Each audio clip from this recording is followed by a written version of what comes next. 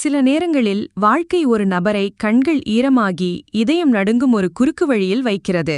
ஒரு மகன் படித்துவிட்டு மருத்துவராகும்போது முதல் முறையாக அவனது வாழ்க்கையின் மிகப்பெரிய சோதனையில் தன்னை நடக்க கற்றுக் கொடுத்தவருக்கு, தன் உள்ளங்கையின் நிழலில் வளர்த்தவருக்கு, தன் ஒவ்வொரு விருப்பத்தையும் நிறைவேற்ற தன் சொந்த ஆசைகளை தியாகம் செய்தவருக்கு சிகிச்சை அளிக்க வேண்டும். அதே தந்தை இப்போது அறுவை சிகிச்சை அரங்கின் வெளிச்சத்தில் படுத்துக் கொண்டிருக்கிறார். மகன் நடுங்கும் கைகளுடன் வெள்ளைக்கோட் அணிந்து அவருக்கு சிகிச்சை அளிக்க தயாராகி வருகிறார். இது போன்ற உணர்ச்சிகரமான கதைகளையும் மனதை தொடும் கதைகளையும் நீங்களும் கேட்க விரும்பினால் எங்கள் சேனலில் சேர்ந்து உடனடியாக குழு சேரவும். ஏனென்றால் இங்கே ஒவ்வொரு கதையும் வெறும் கதையல்ல, இதயத்துடன் தொடர்புடைய ஒரு உண்மை. அது உங்கள் வாழ்க்கையைத் தொட்டு உங்கள் உறவுகளின் முக்கியத்துவத்தை புரிந்து கொள்ள வைக்கிறது. ஒரு சிறிய கிராமத்தில் ஒரு ஏழை விவசாயி வசித்து வந்தார். அவரது பெயர் ராம்தின். அவரது உலகம் அவரது சிறிய வீடு, அவரது மனைவி மற்றும் ஒரே மகன் மட்டுமே. வயல்கள் தரிசாக இருந்தன. அவர் மிகவும் கடினமாக உழைக்க வேண்டியிருந்தது. ஆனால் அவரது வயிற்றை நிரப்ப போதுமான உணவு தானியங்கள் மட்டுமே உற்பத்தி செய்யப்பட்டன. ராம்தின் அடிக்கடி தனது மகனை பார்த்து, நான் என் வாழ்நாள் முழுவதும் மண்ணுடன் போராடி வருகிறேன் என்று நினைத்தார். இப்போது என் மகன் அதையே செய்தால் அவனுடைய விதியும் என்னுடையது போலவே இருக்கும். எனவே அவர் பசியுடன் இருந்தாலோ அல்லது இரவும் பகலும் கூலி வேலை செய்தாலோ தனது மகனை படித்து பெரிய மனிதனாக்க முடிவு செய்தார். அவரது மகன் சிறியவன். அவரது பெயர் அருண். அவரது அப்பாவி கண்களில் ஒரு பிரகாசம் இருந்தது. அருண் படிப்பில் பிரகாசமாக இருந்தார். அவர் எப்போதும் பள்ளியில் முதலிடத்தில் இருந்தார். ஆனால் வீட்டின் நிலையை பார்த்து சில நேரங்களில் புத்தகங்களை விட்டுவிட நினைத்தார். ஆனால் அவரது தந்தையின் வியர்வையை பார்த்து அவர் அமைதியாக மீண்டும் படிக்க உட்கார்ந்து கொள்வார். தந்தையின் நிலை மோசமாக இருந்தாலும் அவரது தைரியம் நன்றாக இருந்தது. அவர், மகனே, நீ தொடர்ந்து படி, மீதியை நான் பார்த்துக் கொள்கிறேன் என்று கூறுவார். கிராம மக்கள் சிரித்துக்கொண்டே, ராம்தின், உன் மகன் படித்துவிட்டு என்ன செய்வான்? அவன் நம்மைப் போல வயல்களை உழுவான். ஏன் உன் வாழ்க்கையை வீணாக்குகிறாய் என்று கேட்பார்கள்.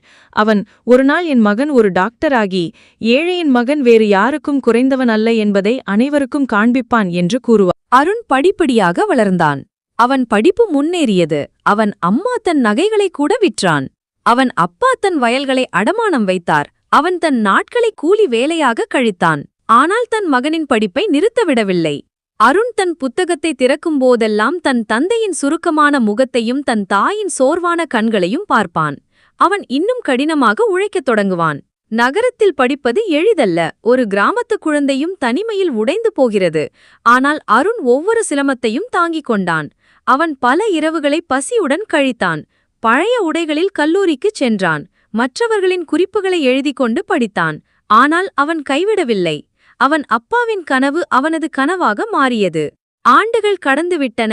இறுதியாக அருண் ஒரு டாக்டராக வேண்டும் என்ற தனது கனவை நிறைவேற்றினான். அன்று அவனது கிராமத்தில் ஒரு பண்டிகை சூழ்நிலை நிலவியது. அந்த ஏழை தந்தையின் கண்ணீர் நிற்கவில்லை. அவர் தனது மகனை கட்டிப்பிடித்து, மகனே, இன்று நீ என் வாழ்க்கையின் மிகப்பெரிய வெற்றியை கொடுத்திருக்கிறாய் என்றார். ஆனால் விதி வேறு ஒரு சோதனையை வைத்திருப்பதாக தோன்றியது.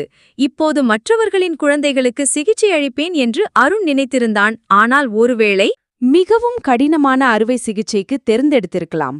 அதுவும் அவனுடைய சொந்த தந்தையின் அறுவை சிகிச்சைக்கு டாக்டர் அருண் தனது வாழ்க்கையின் மிகப்பெரிய வெற்றியை பெற்றிருந்தார். இப்போது டாக்டர் என்ற வார்த்தை அவரது பேருக்கு முன் பயன்படுத்த தொடங்கியது. அவரது பெற்றோரின் கனவு நனவாகிவிட்டது. ஆனால் வாழ்க்கை எப்போதும் ஒரு நபரின் தைரியத்தின் உண்மையான சோதனைக்கு நம்மை கொண்டு வருகிறது. அருண் முதல் முறையாக அறுவை சிகிச்சை அரங்கிற்குள் நுழையும் நாளில் அவரது முதல் நோயாளி ஒரு அந்நியராக இல்லாமல் தனது சொந்த தந்தையாக இருப்பார் என்று அவர் நினைத்திருக்கவில்லை. அன்று காலை மருத்துவமனையில் ஒரு பரபரப்பு ஏற்பட்டது. ஒரு நோயாளி ஸ்ட்ரெச்சரில் கொண்டுவரப்பட்டார். நோயாளியின் உடல்நிலை மிகவும் மோசமாக இருந்தது. உடனடியாக அறுவை சிகிச்சை செய்ய வேண்டும், இல்லையெனில் அவரது உயிரை காப்பாற்றுவது கடினம் என்று மருத்துவர்கள் கூறினர். அருண் கடமையை பெற்றார். நோயாளியின் முகத்தை பார்த்தவுடன் அவரது முகத்தில் பதற்றம் இருந்ததாக தெரிந்தது. அவரது இதயத் துடிப்பு வேகமாகியது. அவரது உதடுகள் நடுங்கத் தொடங்கின. அவருக்கு முன்னால் படுத்திருந்தவர் வேறு யாருமல்ல, அவரது சொந்த தந்தை ராம்தின். அருணின் கண்கள் கண்ணீரால் நிரம்பியன. அவரது கைகள் நடுங்கத் தொடங்கின. அவர் உள்ளிருந்து உடைந்து போனார். எத்தனை உயிர்களை காப்பாற்றுவார் என்று அவன் நினைத்திருந்தான். ஆனால் முதல் முறையாக தனக்கு உயிரை கொடுத்த அதே நபரின் உயிரை காப்பாற்ற வேண்டும் என்று அவன் ஒருபோதும் நினைத்ததில்லை. இப்போது அறுவை சிகிச்சை மேசையில் தனது வயல்களை அடமானம் வைத்து கூலி வேலை செய்த மகனுக்காக பசியுடன் இரவுகளை கழித்த அதே தந்தை படுத்துக் கொண்டிருந்தார். அருணின் கண்களுக்கு முன்னால் அவனது குழந்தை பருவம் ஒரு கனவு போல் தோன்றியது. அந்த காலம் முதல் இன்று வரையிலான அனைத்து காட்சிகளும் அவன் மனதில் மின்னத் தொடங்கின. அந்த சிறிய குடிசை, தந்தையின் கடின உழைப்பு, தாயின் கண்களிலிருந்து கண்ணீர் வடிதல், எல்லாம். ஆனால் இப்போது அவன் முன் 2 பாதைகள் இருந்தன. மகனைப் போல உணர்ச்சிகளில் உடைந்து போக வேண்டும், அல்லது ஒரு மருத்துவரைப் போல தைரியத்தை திரட்டி தன் தண்டையை காப்பாற்ற வேண்டும். அருணின் நெற்றிலி வியர்வை வழிந்தது. அவனுக்குள் ஒரு குரல் சொல்லிக் கொண்டிருந்தது. நீ இத்தனை வருடங்களாக கடினமாக உழைத்த தருணம் இது. இன்று நீ தைரியத்தை காட்டவில்லை என்றால் உன் படிப்பும் தந்தையின் தியாகமும் வீணாகிவிடும். அறுவை சிகிச்சை அரங்கில் எல்லாம் தயாராக இருந்தது. செவிலியர் கருவிகளை வைத்திருந்தாள். விளக்குகள் பிரகாசமாக இருந்தன. அறையின் அமைதி அருணின் இதய துடிப்பை விட கனமாக தெரிந்தது. தந்தையின் சுவாசம் மெதுவாக இருந்தது. அம்மா கதவுக்கு வெளியே நின்று கடவுளிடம் பிரார்த்தனை செய்து கொண்டிருந்தார். கண்களில் இருந்து கண்ணீர் வழிந்து கொண்டிருந்தது. ஆனால் அவர் தன்னை கட்டுப்படுத்திக் கொண்டார். வெள்ளைக்கோட்டை இறுக்கமாக அணிந்து கொண்டு, இப்போது நான் ஒரு மகன் மட்டுமல்ல, நான் ஒரு மருத்துவரும் கூட, இது எனது மிகப்பெரிய பொறுப்பு என்று தனது இதயத்தை நம்ப வைத்தார். அவர் தனது தந்தையிடம் கூறினார். தன் தந்தையின் நெற்றியில் கை வைத்து, பாபா, தைரியமாக இரு, உன் மகன் இன்று உன்னை இழக்க விடமாட்டான் என்று தனக்குள் சொல்லிக் கொண்டான். இதைச் சொல்லி அவன் அறுவை சிகிச்சையை தொடங்கினான். அவன் கைகள் இன்னும் நடுங்கிக் கொண்டிருந்தன. ஆனால் மெதுவாக அவன் தன் பலத்தை எல்லாம் திரட்டினான். அவன் ஒவ்வொரு அடியையும் சிந்தனையுடன் எடுத்து வைத்தான். அறுவை சிகிச்சை முன்னேறும்போது அருண் உடலை சரி செய்வது மட்டுமல்லாமல் தன் தந்தை வாழ்நாள் முழுவதும் போராடிய கனவுகள் அனைத்தையும் காப்பாற்றுவதாக உணரத் தொடங்கினான். அறுவை சிகிச்சை பல மணி நேரம் நீடித்தது. ஒவ்வொரு கணமும் அருணுக்கு ஒரு சோதனையாக இருந்தது. சில நேரங்களில் இயந்திரத்தின் சத்தம் அவனை பயமுறுத்தியது. சில நேரங்களில் அவனது தந்தையின் மெதுவான சுவாசம் அவனை அழ வைத்தது. ஆனால் அவன் மனம் தளரவில்லை. வெளியே காத்திருக்கும் தன் தாகாக்காகவும் வெளியே நிற்கும் கிராம மக்களுக்காகவும் எல்லாவற்றிற்கும் மேலாக தன் தந்தைக்காகவும் அவன் உறுதியாக நின்றான். இறுதியாக அறுவை சிகிச்சை வெற்றி பெற்ற தருணம் வந்தது. மருத்துவர்கள் நிம்மதி பெருமூச்சு விட்டனர். அருண் ஆழ்ந்த மூச்சை எடுத்து கடவுளுக்கு நன்றி கூறினார். ராம்தின் சுயநினைவு பெற்றபோது அவன் முதலில் பார்த்தது தன் மகனைத்தான். அவன் தன் வாழ்நாள் முழுவதும் தியாகம் செய்த அதே மகன் அவன் முன் வெள்ளை கோட் அணிந்து நின்று கொண்டிருந்தான். தந்தையின் கண்களில் கண்ணீர் வழிந்தது. அவர் தனது மகனின் கையை பிடித்துக்கொண்டு, மகனே, இன்று நீ எனக்கு உயிர் கொடுத்தது மட்டுமல்லாமல் என் கனவுகளுக்கு ஒரு புதிய பிறப்பையும் கொடுத்திருக்கிறாய் என்றார். அந்த நேரத்தில் அறை முழுவதும் உணர்ச்சிகளால் நிரம்பியிருந்தது. செவிலியர் மற்றும் பிற மருத்துவர்களின் கண்களும் ஈரமாகின. அருண் தனது தந்தையை கட்டிப்பிடித்து, தனது தந்தை தியாகம் செய்யாவிட்டால் இந்த நாள் ஒருபோதும் வந்திருக்காது. அறுவை சிகிச்சை வெற்றிகரமாக இருந்தது. மருத்துவமனையில் இயந்திரங்கள் இப்போது சாதாரண ஒலிகளை எழுப்பின. மருத்துவர்களின் முகங்களில் நிம்மதி தெரிந்தது. அருணின் கண்களிலிருந்து வழிந்த கண்ணீர் இப்போது ஆனந்த கண்ணீராக மாறியது. ஆனால் அவரது இதயத்தின் துடிப்பு இன்னும் வேகமாக இருந்தது. தனது தந்தை விரைவில் சுயநினைவு பெற வேண்டும் என்று அவர் விரும்பினார். அவர் அருகில் நின்று தனது தந்தையின் சுவாசத்தை தொடர்ந்து பார்த்து கொண்டிருந்தார். தந்தை கண்களை திறந்து மகனை பார்த்தவுடன் அந்த தருணத்தை வார்த்தைகளில் வெளிப்படுத்துவது கடினமாக இருந்தது.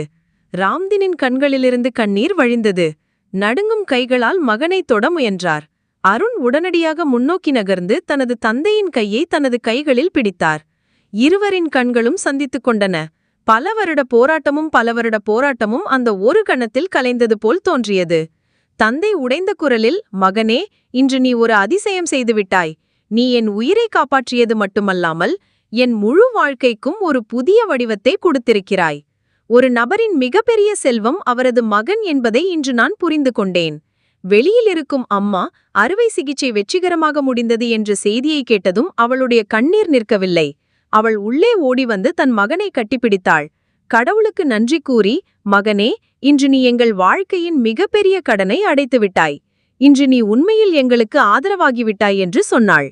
ஏழையின் மகன் என்ன செய்வான் என்று முன்பு சொன்ன கிராம மக்கள் இந்த செய்தி அவர்களை அடைந்ததும் பெருமையில் மூழ்கினர். அருணை பார்த்த குழந்தைகள் தாங்களும் மருத்துவர்களாகி பெற்றோரின் கனவுகளை நிறைவேற்றுவோம் என்று சொல்லத் தொடங்கினர். கடின உழைப்பும் நம்பிக்கையும் உண்மையான இதயத்திலிருந்து செய்யப்பட்டால் எந்த கனவும் நிறைவேறாமல் இருக்காது என்பதை அன்று கிராமம் அறிந்து கொண்டது. அவரது தந்தை குணமடைந்த பிறகு அவர் வீடு திரும்பியபோது ஊரின் அனைவரும் அவரை வரவேற்றனர். ராம்தினின் கண்களில் மகிழ்ச்சியும் நிம்மதியும் தெரிந்தது. யார் எங்கு பிறக்கிறார்கள் என்பதை உண்மையின் செல்வத்தை தீர்மானிப்பது கிடையாது. எப்பேற்பட்ட ஒருவராக இருந்தாலும் செயல்களே அவரின் உண்மையான சொத்துக்கள் என்று உணர்ந்தனர். திரும்பிய போது கிராம மக்கள் அவரை வரவேற்றனர். ட்ரம்ஸ் இசைக்கப்பட்டனர். அன்று ஒரு ஏழையின் குடிசை கூட அரண்மனை போல இருந்தது. இது அருணின் வெற்றி மட்டுமல்ல, தன் மகனின் பாதையில் ஆயிரக்கணக்கான ரூபாய்களை தியாகம் செய்த அந்த தந்தையின் வெற்றி என்றும் மக்கள் கூறுவார்கள். கஷ்டங்களை எதிர்கொண்ட பிறகும் ராம்தின் கைவிடவில்லை. இப்போது தனது மகனை பார்த்து, என்னிடம் கொடுக்க நிலமோ சொத்தோ இல்லை, ஆனால் நான் என் மகனுக்கு கல்வியை கொடுத்தேன், அதுதான் எனது மிகப்பெரிய சொத்து என்று பெருமையாக சொல்வார். அருண் தனது தந்தையின் கால்களை தொட்டு, பாபா, இதெல்லாம் உங்களால் தான் நடந்தது, நீங்கள் இல்லை என்றால் இன்று நான் இங்கே இருந்திருக்க மாட்டேன் என்று கூறுவார். காலம் கடந்துவிட்டது.